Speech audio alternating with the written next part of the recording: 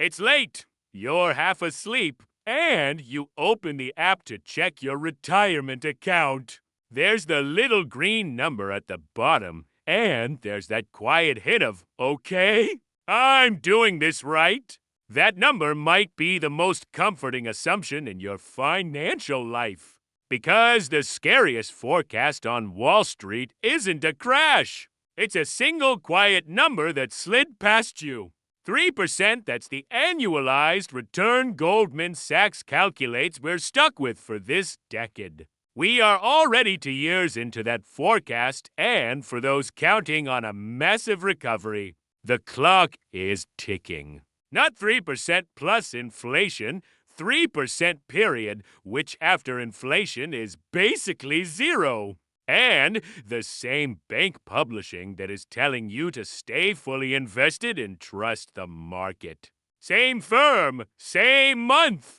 Somebody's getting the real memo and somebody's getting the brochure. My name is Nick and I read these reports so you don't have to. This isn't a video about a crash. It's about the slow, silent decade that does more damage than any crash and why the index fund you think is keeping you safe might be the single most exposed thing you own. So let's actually sit with that number for a second because 3% a year doesn't sound scary. It sounds fine. It sounds like a savings account that's trying its best. But 3% before inflation over 10 years on a market that most people are counting on to fund their entire retirement is the financial equivalent of running on a treadmill and calling it a road trip. You're moving, you're sweating, you are going absolutely nowhere. And to be clear, this isn't some guy in a gold bug newsletter screaming about the end of the world. This is the most mainstream institution on the planet. Goldman Sachs, the bank your bank's bank uses. And they are not alone. Meet the people who are going to follow us through this whole video. First, there's Daniel. Daniel is 57. He's doing everything right. But he's now less than 8 years from his target retirement date. For him, a lost decade isn't a theoretical risk. It's a retirement killer. Then there's Catherine. Catherine is 28, just opened her first brokerage account. And when a survey asked her what return she expects from stocks, she said confidently 10% a year, maybe 12. Hold on to both of them because by the end of this, the gap between what Daniel and Catherine believe and what Wall Street is quietly forecasting is going to be the whole ball game. Back in late 2024, Goldman Sachs issued a landmark forecast that most people ignored. They estimated that for the decade leading into the mid-2030s, the S&P 500 would deliver an annualized return of just 3%. And then they go further, and this is the line that should stop you cold. They put a 72% probability that stocks will simply underperform bonds over that stretch. Boring. Safe government bonds. They put a 1 in 3 chance that stocks don't even beat inflation. The biggest investment bank in America ran the numbers and concluded there's a 1 in 3 chance. The stock market loses to a loaf of bread over the next decade. Goldman isn't the only firm expecting more modest returns. Several major investment firms, including Vanguard and J.P. Morgan, have projected future U.S. stock returns that are well below the market's long-term historical average. But here's the tell. Even the optimists on Wall Street are forecasting returns far below the 10% a year the market has averaged for the last century and far below what people like Catherine are penciling in. And then there's Warren Buffett, who doesn't write research notes. He just acts. And what did Warren Buffett do while markets kept climbing? Berkshire Hathaway accumulated one of the largest cash positions in its history, giving the company enormous flexibility if opportunities appear. So, that's the warning. Now, let me show you the evidence, because a forecast is just an opinion until you see what it's built on. And what it's built on is the price tag. There's a number called the cap ratio. Think of it as the market's price tag adjusted. So you can compare today to any moment in history. The long-run average is around 17. Even now, the CAPE ratio remains stuck in territory that has historically preceded lost decades. We are paying prices that usually only make sense if the economy grows at a rate that simply isn't happening and remains near levels that have historically been associated with lower long-term returns. The closest modern comparison is the dot-com bubble era, when valuations reached similarly extreme territory. The broader point isn't that a crash is guaranteed. It's that when investors pay unusually high prices for stocks, future returns have historically tended to be lower than average. There's another gauge Buffett himself made famous. So famous, it's literally called the Buffett indicator. Historically, readings around 100% were considered expensive. Today, the indicator remains well above its long-term average and continues to suggest the market is priced at a historically rich valuation relative to the economy. In other words, the stock market remains expensive relative to the size of the economy by historical standards. Now, here's why this matters, and it's the most important idea in this section. High starting prices don't just feel uncomfortable. Historically, they've been one of the strongest indicators of lower future returns. Look back over a century of data, and one of the strongest predictors of long-term market returns isn't the news, isn't the Fed, isn't who's president. It's simply how expensive stocks were the day you bought them. Buy cheap, you tend to do great. Buy this expensive. History says you get a decade that looks a lot like that boring 3%. Goldman didn't pull that number out of a hat. They pulled it off the price tag. And let me make that boring 3% concrete, because percentages don't scare anyone until you put a dollar sign in front of them. Say you've got $100,000 invested today. At the 10% a year, people like Catherine expect in 10 years that grows to about $259,000. At the 7%, that's been the long-run normal. It's about $197,000. At Goldman's 3%, about $134,000.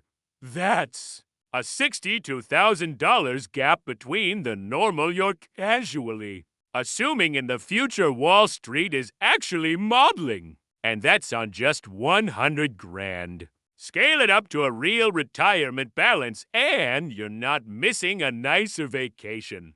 You're missing years of your life you'd plan to spend not working. So, before this stays theoretical, open that app again. Look at your actual balance and run it forward at 3 instead of 10. That gap you just felt is the whole video. But here's where it gets personal, because so far this could just sound like macro noise. The kind of thing that doesn't touch your actual life. So, let me tell you about the thing hiding inside Daniel's perfect responsible did everything right in X Fund. The thing he has absolutely no idea is in there. Daniel thinks he owns 500 companies. That's the whole pitch of an S&P 500 fund, right? You're diversified. You own a tiny slice of corporate America spread across 500 different businesses. So, no single one can sink you. Except that's not really what Daniel owns anymore since the post-2024 surge. We've seen a level of concentration never before seen in history. That same handful of tech giants, the ones we call the Magnificent Seven, still account for a massive chunk of the index. Meaning Daniel's diversified fund is still just a bet on a few CEOs in Silicon Valley. 7, Apple, Microsoft, Nvidia, Amazon, Alphabet, Meta, and Tesla. They even have a nickname, the Magnificent Seven, which sounds heroic until you realize it means Daniel has roughly a third of his life savings riding on 7 stocks that all do basically the same handful of things, and all tend to move together. Stretch it to the 10 largest companies, and you're looking at an enormous share of the index, concentrated in a very small number of names. Nvidia alone has grown into one of the largest positions in the entire index. That's remarkable for a fund that many investors think of as broadly diversified. And here's the kicker. During some of the market's strongest recent years, those 7 companies were responsible for an outsized share of the index's gains. So, when you tell people the market had a great year, what you're mostly saying is 7 stocks had a great year and dragged the other 493 along, like a group project. And this isn't just Daniel's problem. If you own a standard index fund, it's yours, too. The thing you picked precisely because it sounded boring and safe is under the hood. One of the most concentrated bets retail investors have ever quietly made. So, in reality, the performance of his retirement is being decided by a tiny cluster of AI chip and cloud stocks, trading at some of the richest valuations in market history. He didn't choose that. Nobody sent him a memo. The index just quietly concentrated underneath him while he was busy doing everything right. And we've already seen what happens when this cluster wobbles. We saw this in 2022. And we've seen the same volatility through 25. The names that carry you up the mountain are the exact same names that drop you twice as fast when the wind changes. Those same big tech names didn't fall 20. They fell roughly 40 twice as hard. The thing carrying you up the mountain is the same thing. That drops you twice as fast on the way down. That's not diversification. That's a bet wearing a diversification costume. Now, you might be thinking, okay, Nick, but those are incredible companies. Apple, Nvidia, these are the best businesses in the world. And you're right. That's exactly what makes this trap so good. Hold that thought because the bull case genuinely deserves a fair hearing. And I'm going to give it one. But first, I have to show you the gap. The reason this whole video is called You're Not Ready. Remember, Catherine? Expecting 10, maybe 12% a year. She's not unusual. She's the average. When the firm Natixis surveyed American investors, they found everyday investors expected long-term returns of more than 15% a year above inflation. Meanwhile, the financial advisors, those same people pay for advice, said something closer to 7% was realistic. That's not a small disagreement. That's investors expecting more than double what the professionals managing their money think is even possible. And it's more than triple what Goldman is forecasting. So picture the collision. You've got a whole generation of Catherines planning their future around 10, 12, 15%. You've got Wall Street's own models whispering 3. And in between those two numbers lives every retirement plan that's quietly about to come up short. That's what the title of this video actually means. You're not ready isn't about a crash you'll see coming. It's about a decade you'll spend assuming you're on track, doing everything right. While the math quietly disagrees the entire time, Daniel isn't ready. Catherine isn't ready. And if you've never run your real number at 3%, neither are you yet. And there's a second sneakier problem. Even the returns the market does deliver, most people don't actually capture. A research firm called Dalbar tracks this every year, and the finding is brutally consistent. The average investor earns meaningfully less than the very funds they own. Not because the funds are bad, but because people buy high when they're excited and sell low when they're scared. Over and over. The fund does fine. The human holding it panics at the worst possible moment and leaves money on the table every time. Now, layer that onto Daniel and you get the part that genuinely keeps me up at night. Because Daniel has a very specific picture in his head. A small place near the water, a paid-off truck in the driveway. Sunday mornings that don't involve an alarm clock. He's run the numbers. And at the returns, he's assuming that picture works. He's 10 years out. And there's a quiet killer in retirement math called sequence of returns risk. Here's the whole idea in one sentence. It's not just how much your investments return that matters. It's the order those returns show up in. When you're young, like Catherine, a bad decade is almost a gift. The market's on sale. You keep buying and you've got 30 years for it to recover. But when you're Daniel right at the finish line about to flip from saving money to withdrawing it, a flat or negative decade is a wrecking ball. Because he's selling shares to live on at the exact moment those shares are worth the least. And once they're sold, they can't recover. The market eventually bounces back. Daniel's portfolio doesn't because these shares are already gone. We have watched this exact movie before. From the start of 2000 to the end of 2009. Someone holding the S&P 500 earned over that entire decade roughly negative 1% a year. 10 years, nothing. They literally called it the lost decade. A young person dollar cost averaging through it ended up fine, even great. A Daniel who retired in 1999 and started drawing down, some of them ran out of money in their 70s. The place near the water got sold to cover expenses. Same market, same average return as the lucky generation, completely different life. Decided entirely by timing.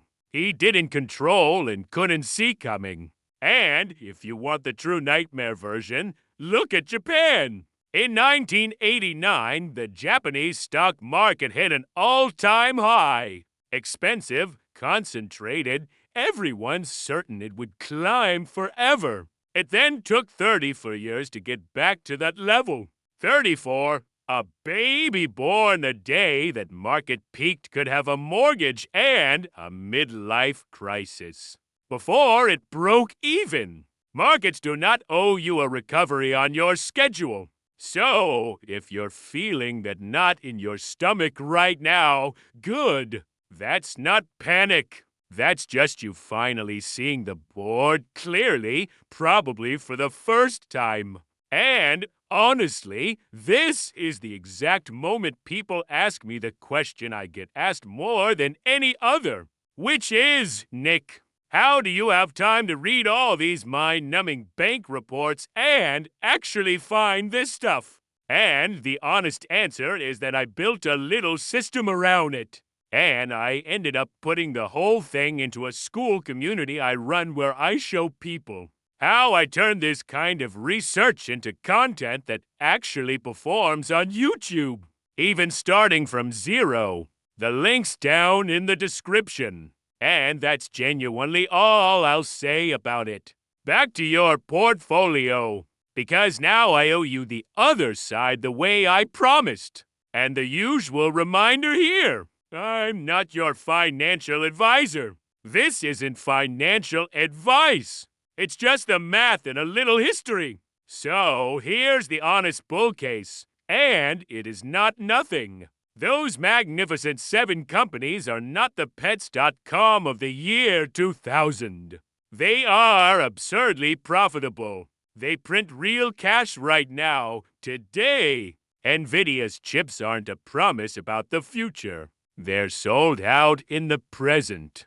Pets.com sold dog food at a loss and lit a Super Bowl ad on fire to do it.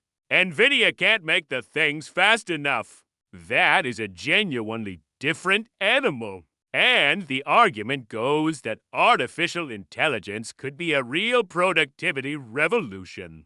The kind that justifies prices that look insane by old standards. Maybe this time the expensive companies actually grow into their price tags.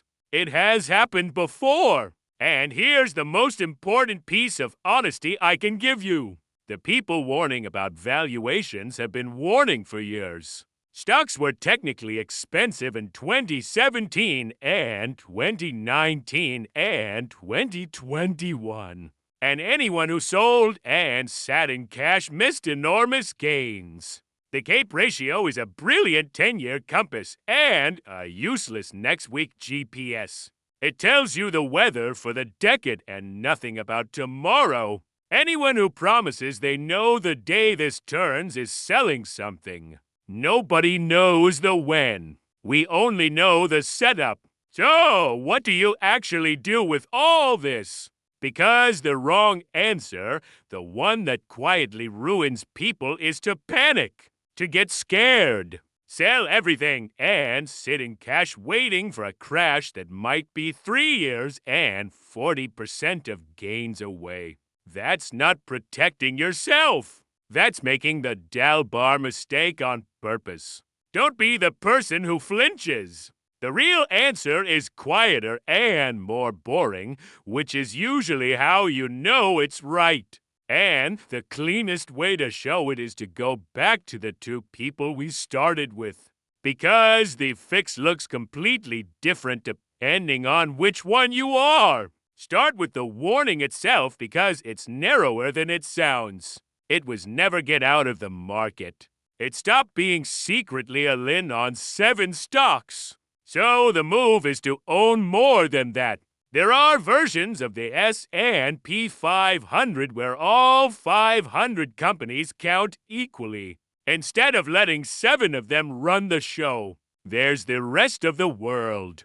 International stocks which happen to be far cheaper, right? Now there's good old boring value, and there are bonds which for the first time in a long time actually pay you something to sit there safely. Now hand that to Daniel. He doesn't need to flee the market and torch his plan. He needs to make sure a flat decade can't force him to sell at the bottom. That means spreading out of the pure mega cap bet he didn't know he'd made. And holding enough in safer stuff that when the lost decade shows up, he's living off that, not selling his shares at their worst price. The place near the water survives because he stopped letting 7 companies decide whether he gets it. He doesn't have to predict the decade. He just has to make sure it can't end him. And Catherine's the lucky one.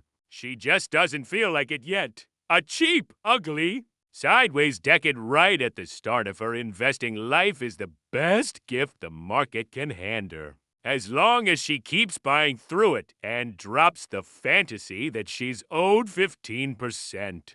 Her whole job is to not flinch while everyone else panics and quietly buy the boring stuff on sale.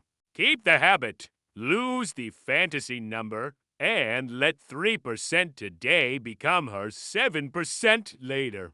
Because here's what this whole thing comes down to. Wall Street didn't issue a dramatic screaming warning about a crash. That's exactly why almost nobody noticed. They issued a quiet one buried in a research note about a decade that might just underwhelm. And a quiet warning about an underwhelming decade is more dangerous than a loud one about a crash. Because nobody panics, nobody adjusts. Everybody just keeps assuming the next 10 years look like the last 10. Daniel keeps assuming. Catherine keeps assuming. The whole market keeps assuming. The number to remember isn't 3%. It's the gap. The gap between what you're quietly counting on and what the people who actually run the money are quietly forecasting. That gap is where unprepared retirements come from. Not from a crash on the evening news, from a decade nobody warned you about loudly enough. So, go look at your own account this week. Actually find out what % of your supposedly diversified fund is really just 7 companies. Run your own numbers on 3% instead of 10 and see if your plan still survives it. You don't have to agree with Goldman. You just have to be ready if they happen to be right, instead of finding out the hard way in year 9. That school community I mentioned is where I break down exactly how I dig this stuff up. If you want it, I make this channel for exactly this reason. To shine a light on the quiet stuff that actually decides your money. The stories the financial news skips. Because boring forecasts don't get clicks. If that's the kind of thing you'd rather be early on than late to, subscribe and turn notifications on because the warnings that matter are almost never the loud ones. The loud risks are already priced in. It's the quiet 3% hiding in plain sight inside the fund you trusted that gets you.